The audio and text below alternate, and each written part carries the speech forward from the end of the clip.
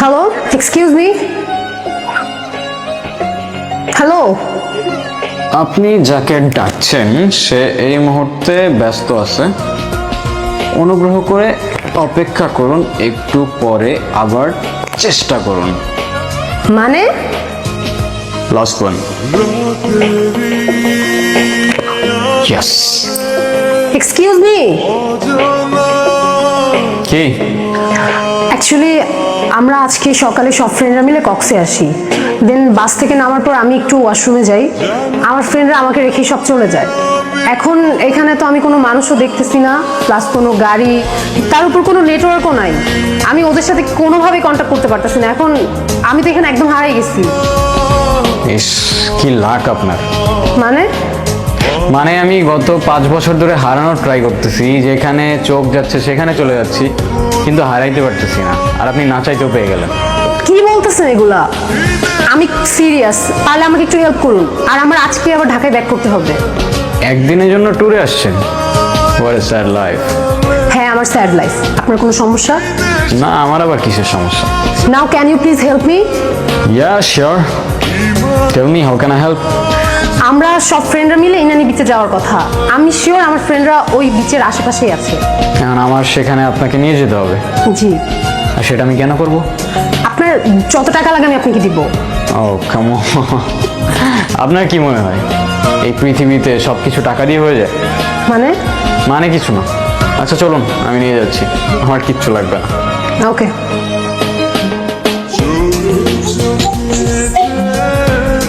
আচ্ছা, আপনি কোথায় যাচ্ছিলেন?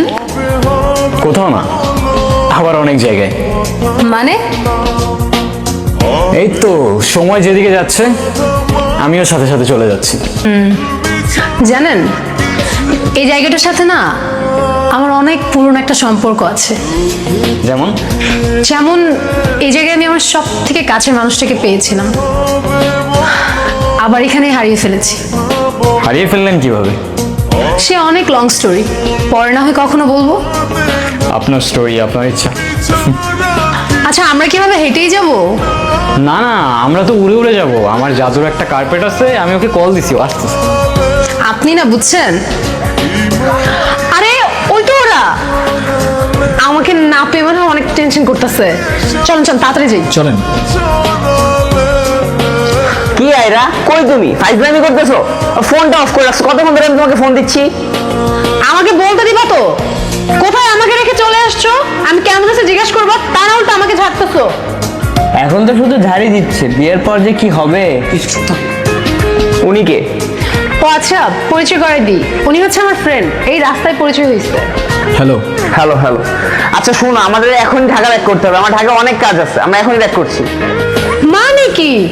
আজকেই তো আসলাম, একটা দিন থাকি, দেখো কত সুন্দর জায়গা, একটু একটু ঘুরি। কি আমাকে দেখে কি মুছে ফেললেন?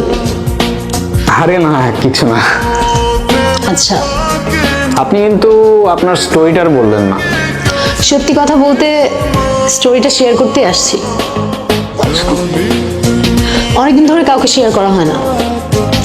কথাগুলো শেয়ার করলে না পুরোনো মুহূর্তগুলো আবার জীবন্ত হয়ে ওঠে। ফ্যাক্টস। শুরু করব? এরশাদ। সময়টা ছিল তখন, হ্যাঁ, আমি ক্লাস 8-9-এ পড়ি। বাবার বদলি হয়ে যায়, আমি এখানে চলে আসি, এখানে স্কুলে ভর্তি হই। প্রতিদিন স্কুলে যাওয়ার সময় ওই ছেলেটা একটা করে চিঠি রেখে যেত। প্রথম কয়েকদিন তো আমি কখনোই চিঠি নিতাম না, কিন্তু একদিন চিঠি না নিয়ে আর পারলাম না। এত সুন্দর করে কথাগুলো লিখতো।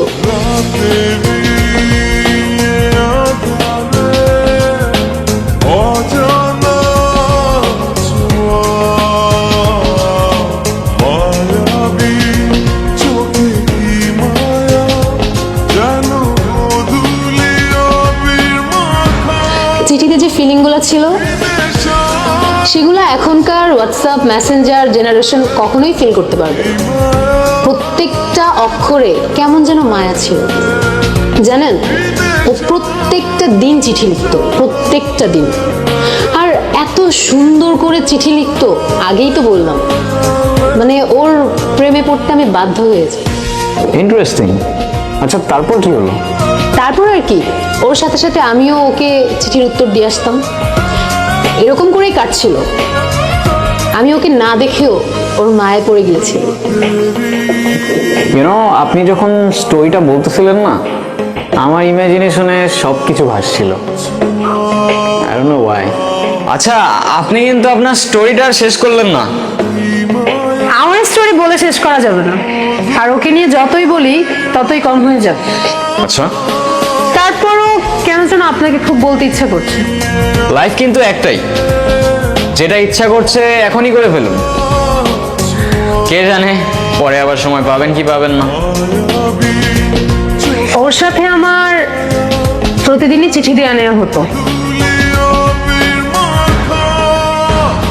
ওকে কতবার বললাম আমার সামনে এসে দেখা করতে, ও কখনো করেনি। কেন করেনি জানি না।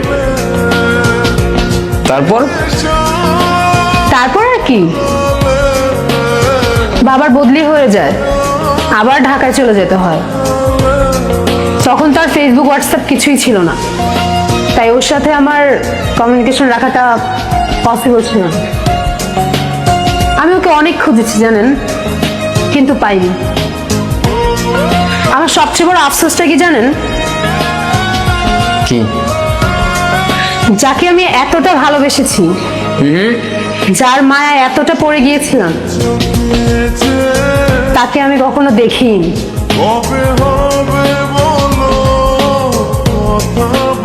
আপনার চোখে পানি কেন? কিছু না, এমনি। আপনি ওকে খুব ভালোবাসতেন তাই না? তাহলে ওই ছেলেটাকে বিয়ে করছেন যে?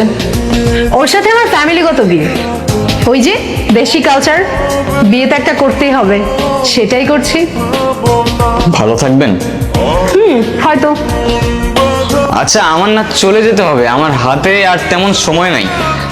আমার আজকে রাতেই ফ্লাইট, মিস করা যাবে না। চলে যাচ্ছেন? হ্যাঁ। Oh, I have something for you. কি?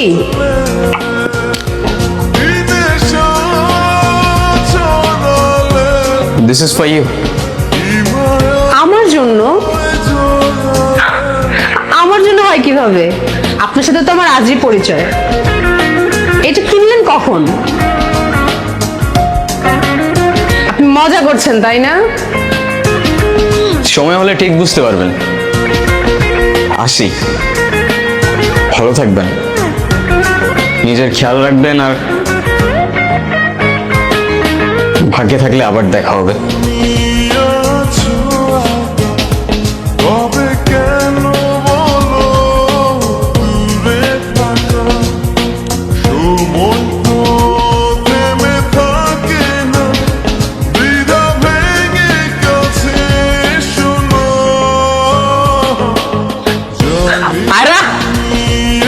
কোথায় হারাই যাও বারবার? আমার কি আর কোনো কাজ নেই? আমি সারাদিন তোমারই খুঁজবো। আরে দেখো না, ছেলেটা চলে গেল, আর যাওয়ার আগে আমাকে এই বক্সটা দিয়ে গেল। কি করব বুঝতেছি না। কি করবি আবার? ভিতর খুলে দেখবি না? আদর তো একজনের গিফট দিতে দেখবি না? খোল, ভিতর কি আছে দেখ। ভাই তুই শুরু করলি, তোরা ওর সাথে নেকামি শুরু করলি। তোদের নিয়ে আমি আর পারি না। আমার একটা কল আসে, তোরা যা ইচ্ছা কর, আমি কথা বলে আসি।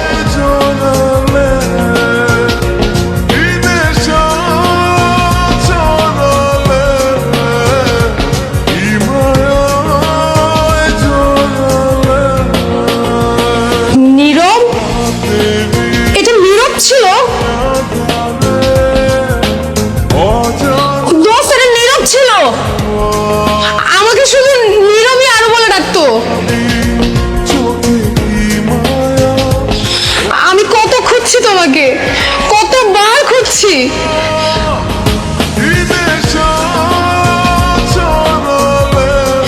আবার এত কাছে নিয়ে হারাই ফেললাম।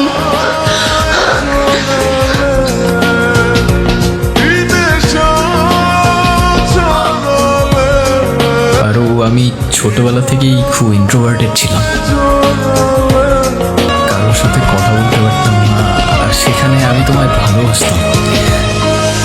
কিভাবে তোমার সামনে গিয়ে দাঁড়াতাম আমি বুঝতাম না, কিন্তু আমি সেদিন এসেছিলাম আর আমি এসেছিলাম, তোমার চিঠিটা পড়ে সেখানেই দাঁড়িয়েছিলাম। প্রতিদিন আগের মতোই চিঠি দিতাম, দাঁড়িয়ে থাকতাম তোমার অপেক্ষায়, কিন্তু তুমি আর আসনি, কখনো আসনি। কয়েকদিন আগেই তোমার খোঁজ পেলাম, শুনলাম তোমার বিয়ে হয়ে যাচ্ছে। তোমাকে শেষবারের মতো দেখার লোভটা আর সামলাতে পারলাম না। জানো, তোমাকে এত কাছে পাওয়ার পর তোমার থেকে দূরে যেতে প্রচন্ড কষ্ট হচ্ছে। আফসোস করে কি হবে বলো? ভাগ্যের লিখন কে খণ্ডাতে পারে? হয়তো বা পারে, জানি না। ভালো থেকো আর ভালোবাসা নিয়ে পারো, নিজের খেয়াল রেখো। আর হ্যাঁ, এটাই হয়তো আমার তোমায় দেওয়া শেষ হলো চিঠি।